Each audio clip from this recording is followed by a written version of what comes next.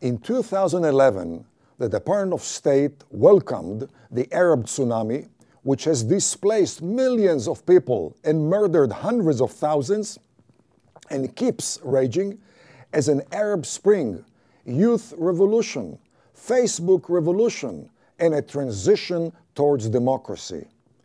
In 2011, the U.S. State Department recommended the toppling of Gaddafi in Libya, in spite of Gaddafi's transfer of Libya's nuclear infrastructure to the U.S. in 2003, and irrespective of Gaddafi's fierce battle against Islamic terrorism. The toppling of the ruthless Gaddafi transformed Libya into the largest lawless platform of Islamic terrorism in the Middle East, spilling over into Africa, Europe, and the rest of the world, severely undermining the U.S. national and homeland security. The State Department has severely misperceived the Palestinian issue, as if it were a core cause of Middle East turbulence. But none of the volcanic events from Iran to Mauritania in Northwest Africa are related to the Palestinian issue. The State Department considers the Palestinian issue a crown jewel of Arab policymaking, but most Arab policymakers shower Palestinians with talk, but not walk, considering the Palestinian leadership a role model of treachery, backstabbing, intra-Arab terrorism, and corruption. Palestinian leaders are welcome in Western capitals by red carpets, but in Arab capitals by shabby rugs. In 1991, Kuwait expelled almost 300,000 Palestinians due to their collaboration with Saddam Hussein's invasion of Kuwait.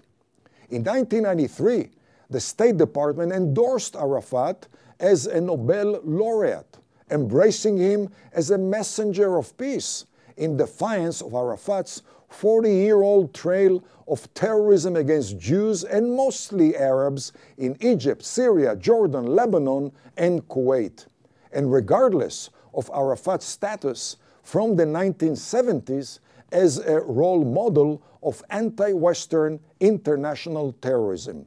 In 2016, the Department of State embraces Mahmoud Abbas, Abu Mazen, as a messenger of peace, in defiance of his track record, a graduate of KGB training who coordinated PLO ties with the Soviet bloc, expelled from Egypt, Syria, and Jordan for subversion, co-planned the murder of 11 Israeli athletes during the 1972 Olympic Games, collaborated with Saddam Hussein's 1990 invasion of Kuwait, which triggered the First Gulf War, a 70-year trail of terrorism against Jews and mostly Arabs, a repressive and corrupt rule of the Palestinian Authority, exacerbated by the establishment of an anti-Israel, anti-US, anti-Semitic Palestinian hate education, which is the most effective production line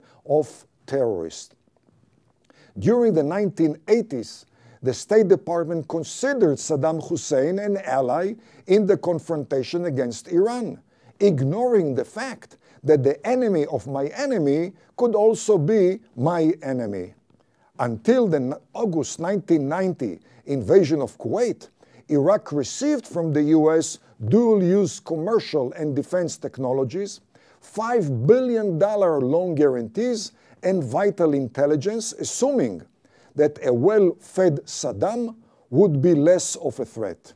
On July 19, 1990, on the eve of Iraq's invasion of Kuwait, the US ambassador to Baghdad, Ambassador Gillespie, told Saddam Hussein an Iraqi invasion of Kuwait would be considered by Washington an inter-Arab issue, thus providing a green light for the invasion of Kuwait and planting the seeds of the First and Second Iraq Wars and their devastating ripple effects.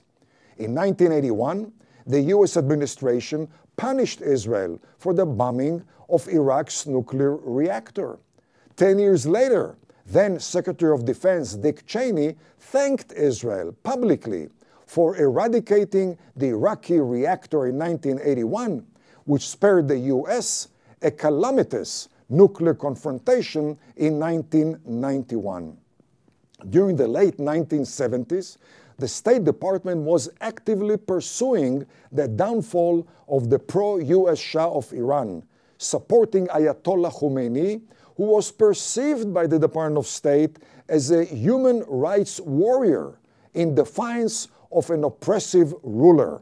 Thus, the Department of State facilitated the transformation of Iran from the U.S. policeman of the Gulf to the worst enemy of the U.S., terrorizing pro-U.S. Arab regimes, sponsoring global Islamic terrorism, collaborated with North Korea in the pursuit of nuclear and ballistic capabilities, supporting anti-U.S. countries in Latin America, and brainwashing Iranian youth to fight the modern-day arrogant crusader, the big American Satan. In 1977, Israel and Egypt conducted direct negotiation, focusing on Israel-Egypt issues, in defiance of State Department's pressure to join a futile international peace conference which was supposed to focus on the Palestinian issue and Jerusalem. Following a futile pressure on Israel and Egypt to abort direct negotiation and join the international conference, the U.S. jumped on the successful Israel-Egypt peace bandwagon.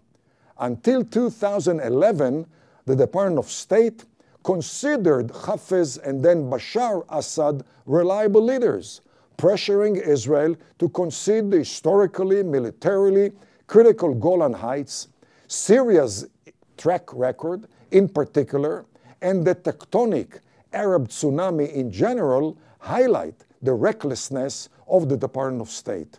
In 1948, the U.S. State Department was convinced that the establishment of the Jewish state would trigger a war which would result in a second Jewish Holocaust in less than 10 years, that the Jewish state would be a strategic burden upon the U.S. and it would join the communist bloc.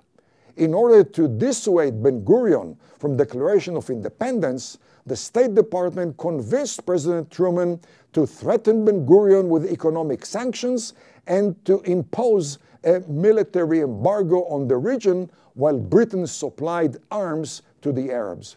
In 2016, the State Department plays an active role in Israel-Palestinian negotiations, thus prejudging the outcome by pressuring Israel to reckless retreat to a 9 to 15 mile wide sliver along the Mediterranean, overtowered by the mountain ridges of Judea and Samaria.